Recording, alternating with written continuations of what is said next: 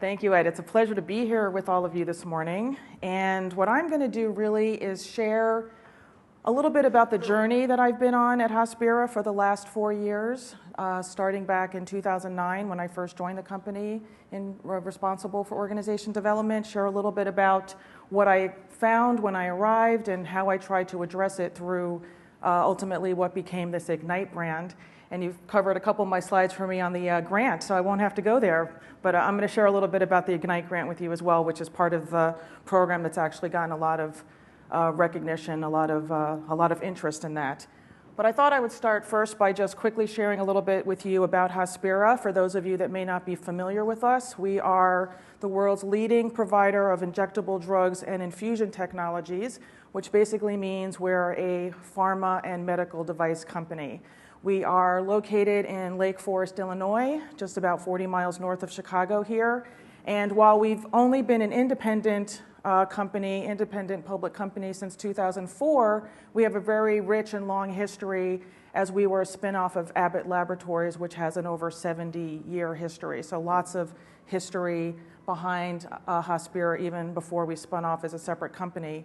In 2012, we had about $4 billion in revenues, and we currently have about 16,000 employees that are located in 90 countries globally. So that's a little bit about Hospira. And we all know, certainly as HR professionals, as leaders in the areas that we lead, that in order for any company to be successful, and in our case, it's all about meeting the needs of our patients. We do have customers, but we really think mostly about those end users of our products as we are a pharma and medical device company. In order for us to meet the needs of those patients, it is critically important that we manage, develop, and engage our employees globally, that we have a way of connecting with all 1,600 people in these 90 countries around the world. So that seems fairly obvious, but I have to say that when I joined Hospira 4 years ago, I really found that there was an opportunity that we were missing. And as I did, we just heard about onboarding in day one, as I went through my onboarding experience and I went around meeting with leaders in our business and employees across our company, I found that there was, in some pockets, not everywhere, not every person, but there was a sort of predominant view that HR stuff was HR stuff. I had one leader tell me, "Oh, Pam, I am so glad you're here. Welcome to Hospira. I'm a very busy business leader. I've got a business to run. It's so great that you're here to help me deal with those people issues." And as an HR person, I was like, ooh, got a little bit of work to do here, a little bit of work to do when a business leader is separating running the business from managing their people.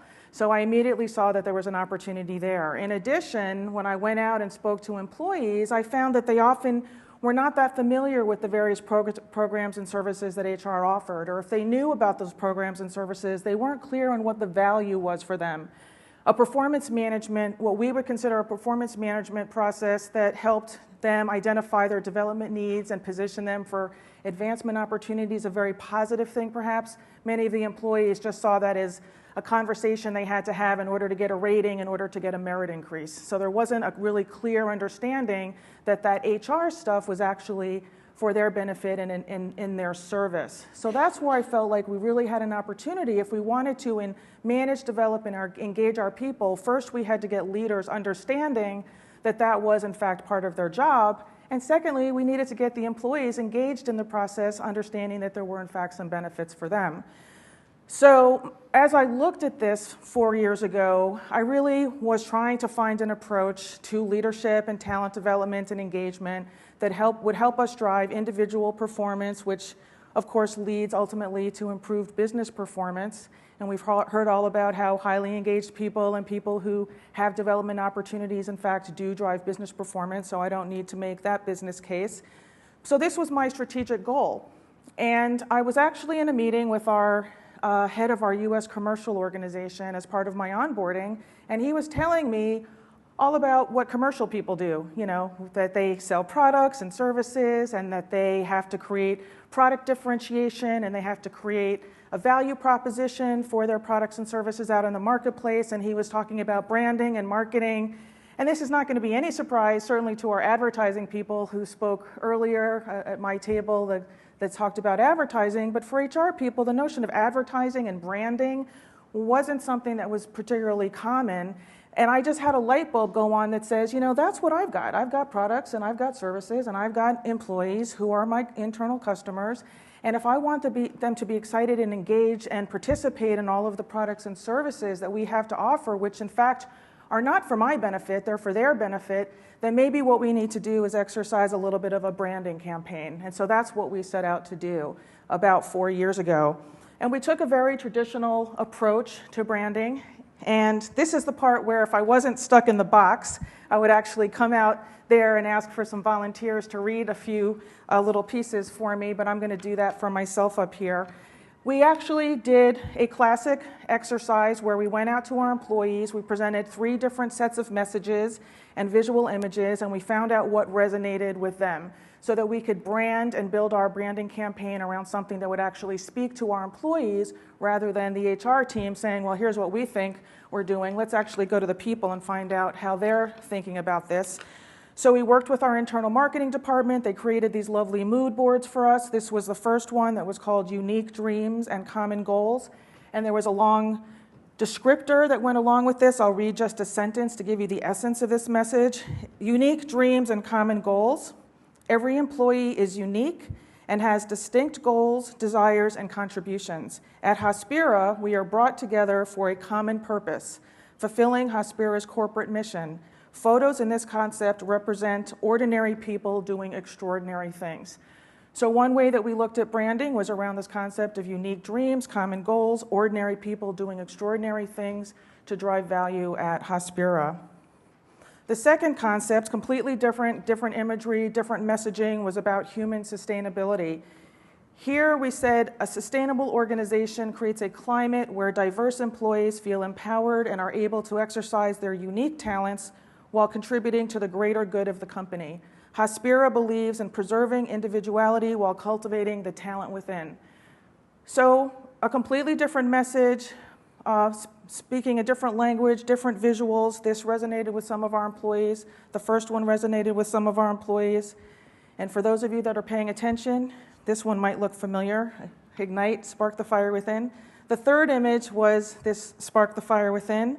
The leadership team at Hospira believes they are powered by our people. This concept reflects the energy that Hospira employees have within themselves to achieve greatness. Images in this concept represent the ripple effect of growing the talent, the responsibility individuals have for their development, balance, mentorship, energy, and collaboration.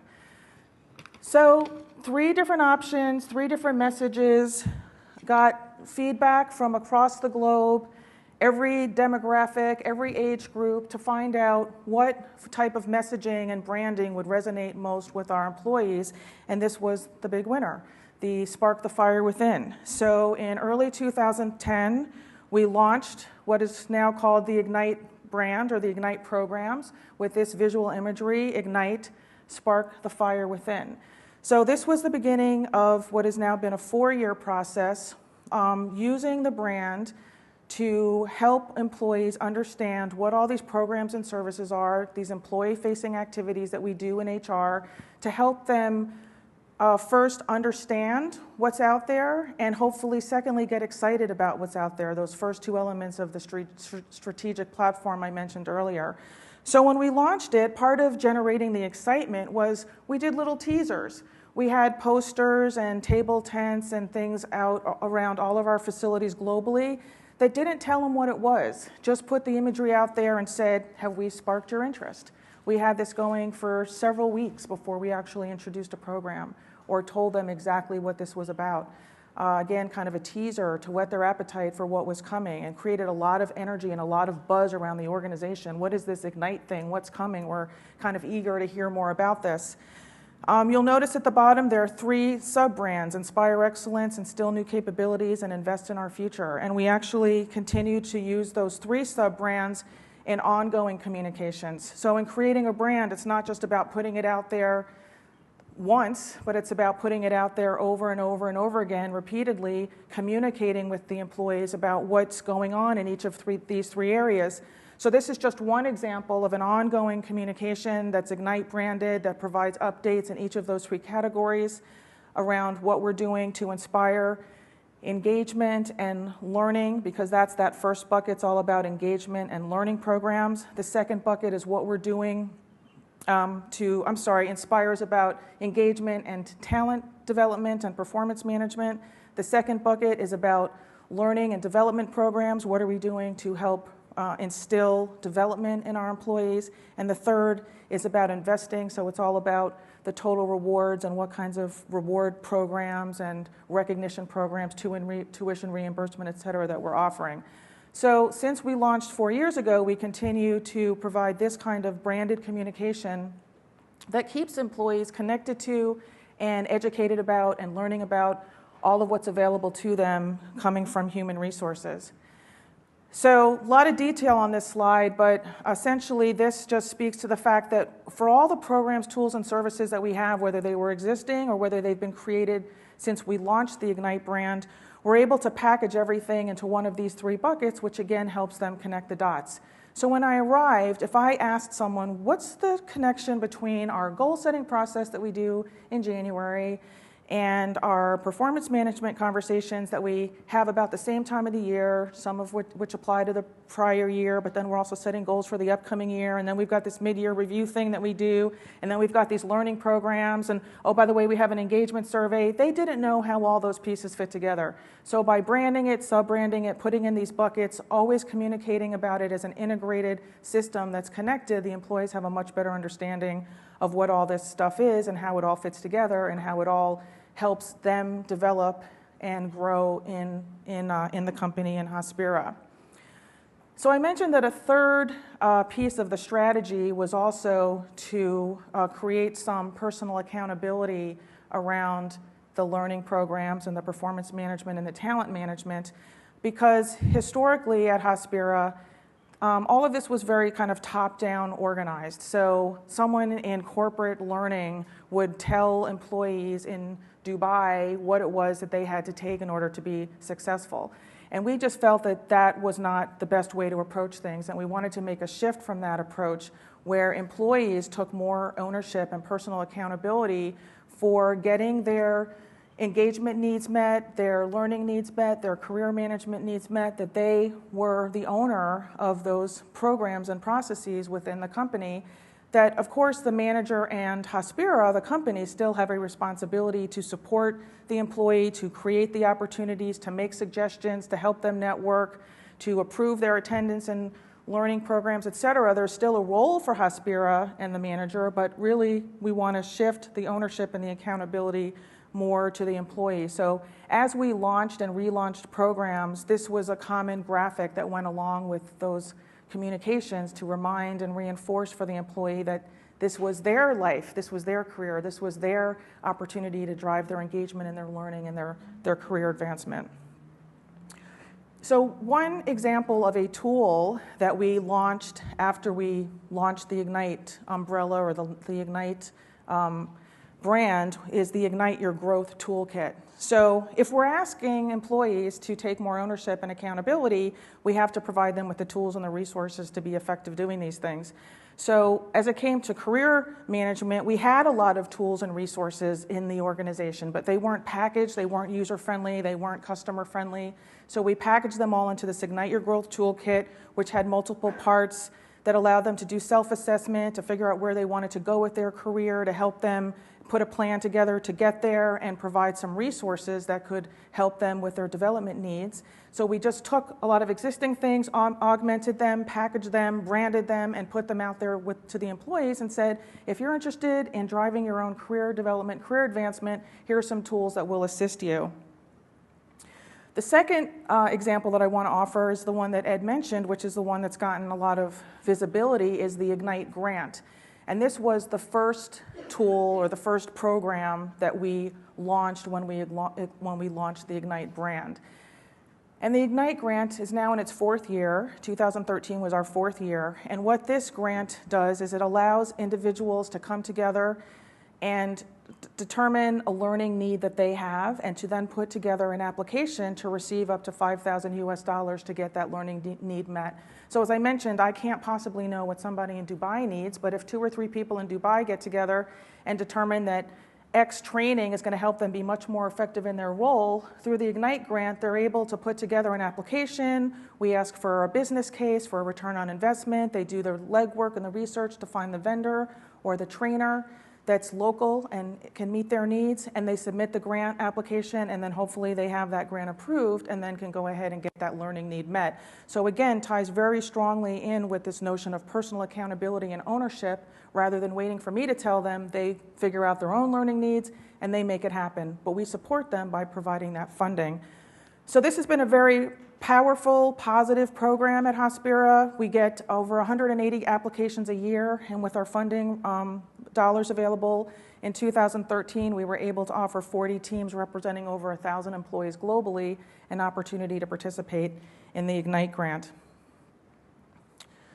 So when I think about success factors and potential barriers to success, for those of you that are thinking, gee, maybe this is something I might like to try at my company, just so you can maybe learn from some of my smart decisions, which weren't necessarily set out to work so well, but some things worked really well, and some of the things that I recognized along the way were a little bit challenges for us to deal with as we went through this process. The success factor, the first success factor, which was really by happenstance, was not planned, is we launched the Ignite grant as the first Ignite branded program. And this turned out to be a really positive thing that helped energize the entire brand going forward. Because it was global, because we gave away money, which is always really well received, because it was very visible, because we were able to build reward around it and recognition around it in addition to reward. So not only did you get the money, but then we had all kinds of mechanisms for communicating who the grant winners were and recognizing them in various forums globally. It just got a lot of attention, a lot of positive energy, a lot of acceptance by the employees. And so if people even today don't know anything else about Ignite, which is generally not the case, they do know the Ignite grant because that has been so well received. The second is that we listen to our employees and we try to give them things that they needed and tried to be responsive to their needs. It happened that we launched this in beginning of 2010. We did our first employee engagement survey in 2009. So we had just heard a lot from our employees about what they were looking for. And the Ignite Your Growth Toolkit, for example, was in direct response to the fact that they were asking for more tools and resources to help them with career planning. So by creating tools and programs that directly met their needs, the Ignite brand, again, got a lot of positive reception from the employees. In addition, managing costs by developing programs internally was very important, because if you want to sustain a brand, you can't just do one thing in 2009. You have to keep coming back with new products and new services and new programs. And if you are constrained in terms of resources, which many of us are, I'm sure you don't have endless, unlimited budgets, it's good to be able to do some things that you can do at a reasonable cost so that you can keep coming back with some additional offerings year after year. And then integrating this into other systems has been really important. If I talk for a second about the barriers to success, there was a big, or potential barriers, there was a big cultural shift that had to occur in order to make this happen. If nothing else, the going from sort of paternalistic, we're here to tell you what to take and to manage your career and tell you what the next step is and put the career ladder together for you and tell you how to go from point A to point B, to a more employee-led philosophy was a big cultural shift, and that's something that we've had to work through as we've gone through this. Ensuring communications has been really important, so I talked about ongoing communications and making sure that they get to every level of the organization, because it's not just the senior leadership team that needs to know about this stuff. Every employee globally needs to know about this stuff. And then ensuring long-term commitment is important, again, so that this isn't just a one-time only flash in the pan. So for example, when we did the Ignite grant request for funding, we asked for 3-year funding, not 1-year funding, so that we knew we'd at least be back 2 more years with the Ignite grant. So we've seen a lot of really positive outcomes from this. We, as I mentioned, have very strong global awareness of the Ignite brand. People now have a much better understanding of what that HR stuff is and that it's for them, about them, in service of them, and not just some HR things that they have to comply with in order to, get their paycheck. We've seen improvements in employee engagement scores around things like career management with the introduction of our Ignite Toolkit. We've seen improvement in engagement scores for manager-leader effectiveness through some of the things that managers and leaders have learned through this. And finally, the impact of the Ignite grant has been the one that, while we've really seen a lot of powerful positive outcomes, We assess individual learning, organizational impact, and engagement from the Ignite grant recipients each year. And last year, 97 people reported development of new skills or behaviors. 81% reported that there had been some positive organizational impact, like an improvement in quality, customer service, customer satisfaction, organizational things that we measure. And finally, even though this is not, quote, an engagement program, it does drive engagement, because we heard earlier that learning drives engagement. And so the opportunity to get learning programs and career management and have all of those things that employees want addressed in a better packaged way, in a more customer-centric way, we found that engagement, 51% of grant recipients reported an improved feelings of engagement.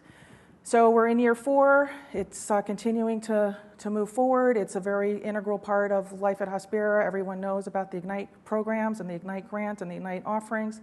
And so I feel like where we were 2009 to where we are in 2013 has really been a pretty significant shift, and we're really proud of the work that the team has been able to do in this area. We describe it as innovative. It's not so innovative for marketing people or brand people or advertising people, but for HR people, we found that it's somewhat innovative to think about your products and services and branding them and marketing them and having the employees pull them versus you having to push things onto your employees that they don't see the value of. So with that, I'm going to stop and say thank you, and I look forward to our networking break after this second half of the morning and would be happy to entertain any questions.